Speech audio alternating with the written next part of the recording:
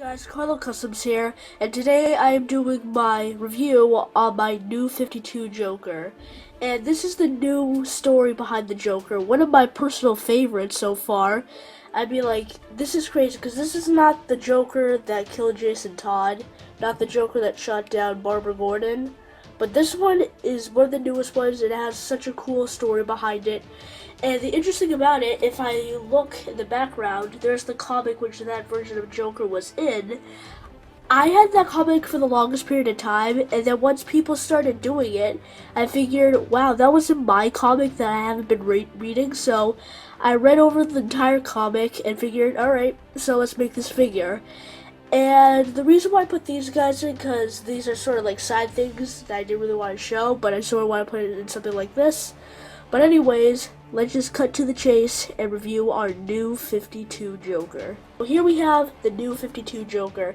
And to start off with the new 52 Joker, on the very bottom of his feet, he has these work boots that have like a lower like lace of like brown on the bottom, leading up to his more like skin colored work boots.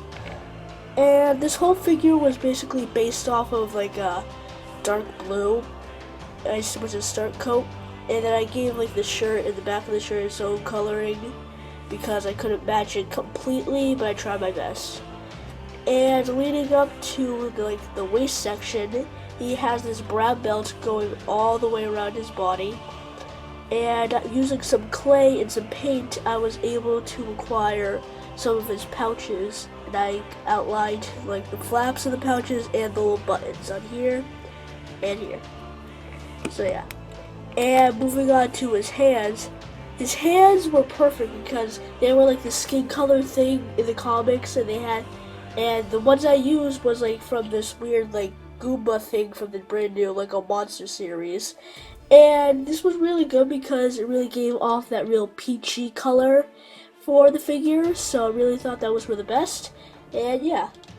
And leading up to his arms a whole, you can see his white skin is exposed, and also underneath that, well not underneath that, on top of that are his sleeves. I didn't give him sleeve cuffs because when I looked through my reference, because I have the best reference I could get, the whole comic itself, but anyways, I didn't really need it because I didn't think his sleeves were that puffy and prominent to like really have to do sleeve cuffs, so I thought this was the best and just left it at that.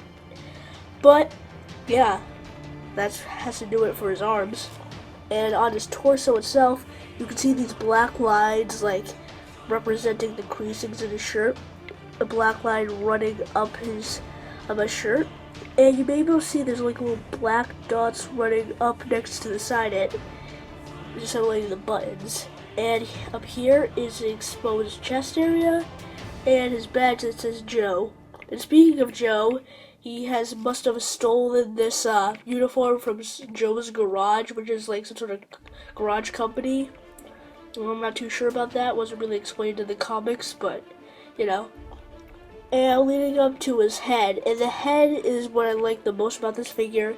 The head probably meant the most to the character in the comics, it really did. But anyways, so I just started off with a regular Joker head, so maybe if I get the Joker from before. So this is a regular Joker face, and if you look at the teeth, using like a tiny little toothpick, I just painted out each teeth's individual little spacing. So each black line on the teeth is all custom painted by me, which was really hard to do, but I'm really glad I was able to pull it off. And he has red like spotted all around his mouth and no clean order whatsoever, which is something I really like.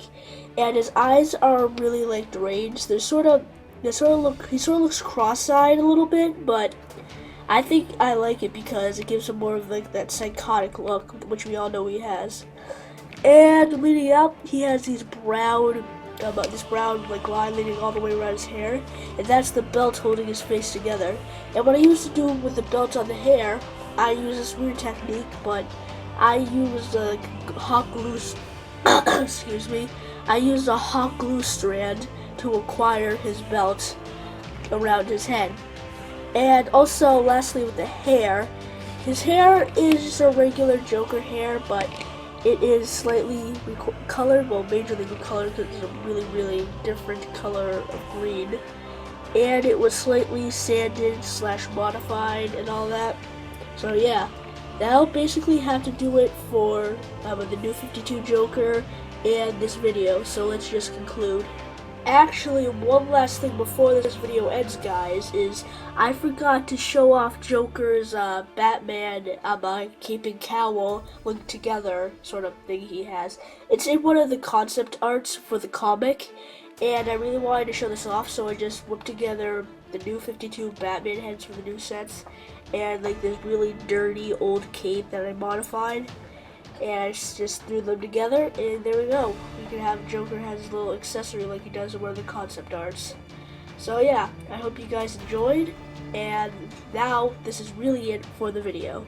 So that is it, guys, for this video, and with all these figures I just showed, I really would have hoped and thought that this figure would go up sooner, but the process just proved otherwise because he seemed pretty complex. Well, not really that complex, but he had like these tiny words in printing that was really, really hard.